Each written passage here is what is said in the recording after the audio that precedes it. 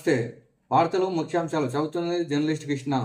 పాతోడు పోయిండు, కొత్తోడు వచ్చిండు. రైతులు సంబరాలు చేసుకోవాలి, కానీ కాంగ్రెస్ నాయకులు సంబరాలు చేసుకుంటున్నారు. ఒక సంవత్సరంలో కాంగ్రెస్ చేసింది ఏమీ లేదు. 6 గ్యారంటీలు ఫెయిల్. కాంగ్రెస్ ప్రభుత్వం అన్ని రంగాల్లో విఫలం. బీజేపీ ప్రభుత్వం నుండి తెలంగాణ రాష్ట్రంకు వచ్చినట్లు నిధులు 1000 కోట్లు ఉన్నాయి. హైదరాబాద్ లో మీడియాతో చేవెళ్ల బీజేపీ ఎంపీ కొండ విశ్వేశ్వరరెడ్డి. కొమరంభీం జిల్లా కాగజ్ నగర్ లో కారిడార్ లో పులుల సంచారం పెరిగింది. సరిహద్దు మహారాష్ట్రలో పులుల సంఖ్య గణనీయంగా పెరగడం, ఆవాసం కోసం బెబ్బులి సరిహద్దు దాటి జిల్లాలో అడవుల్లోకి వస్తున్నాయి. స్థానిక ప్రజలు ప్రాణం అరచేతిలో పెట్టుకుని జీవనం గడుపుతున్నారు. అటవీ శాఖ అధికారులు అంచనా వేస్తున్నారు. తెలంగాణ ఛత్తీస్గఢ్ ఏటూరు నాగరంలో చాలపాక సమీపంలో ఎన్కౌంటర్ జరిగినట్లు సమాచారం. బద్రు ఆలియాస్ పాపన్న, ఎస్సీఎం కోటి, డీబీసీ ఏటూరు నాగర మహాదేవ్పూర్ ఏరియా కమిటీ సభ్యులతో పాటు మరికొంతమంది మావోయిస్టులు మృతి చెందినట్లు సమాచారం. పూర్తి సమాచారం తెలియాల్సి ఉంది.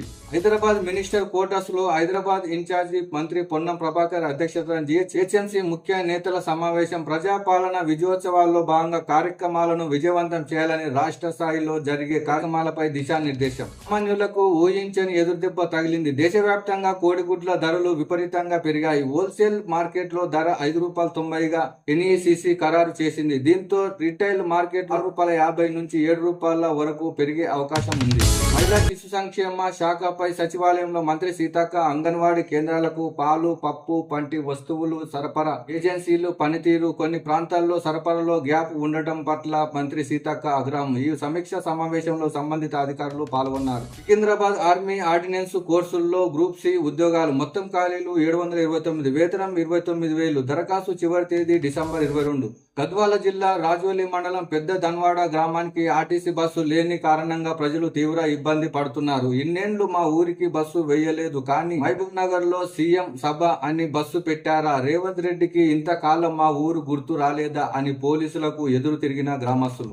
ఆంధ్రప్రదేశ్ లో తుఫాన్ ప్రభావంతో తిరుమలలో ఎడతెరిపి లేకుండా కురుస్తున్న వాన. పాప వినాశనం, శ్రీవారి మెట్ల మార్గం మూసివేత, నిండిన గోగర్భ జలాశయం 3 సెంటీమీటర్ల గేట్లు ఎత్తివేత. ప్రజలు అప్రమత్తంగా ఉండాలని పాలకులు, అధికారులు సూచన. ఛాంపియన్షిప్ ట్రోఫీలో పాల్గొనడానికి టీమిండియా పాకిస్తాన్ వెళ్లదని భారత విదేశాంగం స్పష్టం చేసింది. మరోవైపు ఐసీసీ కూడా ఈ టోర్నమెంటును హైబ్రిడ్ మోడల్లో నిర్వహించాలని పాకిస్తాన్ పై ఒత్తిడి తీసుకొచ్చింది. దీంతో పాక్ హైబ్రిడ్ మోడల్ను ఒప్పుకోక తప్పలేదు. మహారాష్ట్ర సీఎం ప్రమాణ స్వీకారం ముహూర్తం ఖరారైంది. మహారాష్ట్ర అసెంబ్లీ ఎన్నికల్లో విజయం సాధించిన మహాయుతి కూటమి డిసెంబర్ 5న ప్రమాణ స్వీకారం చేస్తుందని బీజేపీ రాష్ట్ర అధ్యక్షుడు చంద్రశేఖర్ ట్విట్టర్ ఎక్స్ వేదికగా వెల్లడించారు.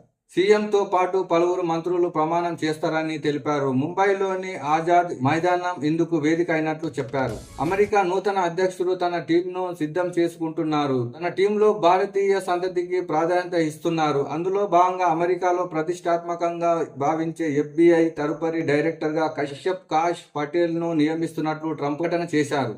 వార్తలు ఇంతటితో సమాప్తం. Thank you.